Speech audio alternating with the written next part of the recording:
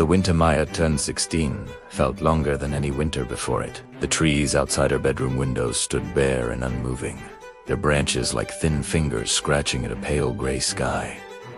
Inside, her room was just as colorless. The fairy lights she once kept glowing above her bed had gone dark weeks ago. Her sketchbooks lay untouched in a corner, gathering dust.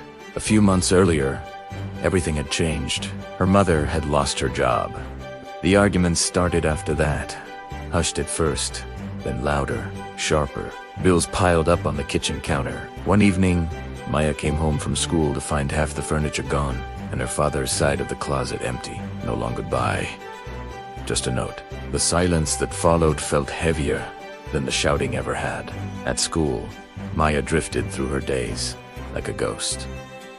She used to love art class, loved the way colors blended and transformed blank pages into something alive. Now, when her teacher handed her a paintbrush, her fingers felt stiff, uncertain. "What do you see when you look outside?"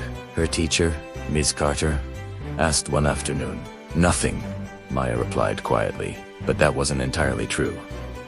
She saw the cold. She saw the way her mother's shoulders sagged when she thought no one was looking. She saw the worry in her small apartment, the kind that hummed constantly in the background. Mostly, she saw darkness. One Saturday, unable to stand the cramped air inside, Maya pulled on her coat and walked without a destination.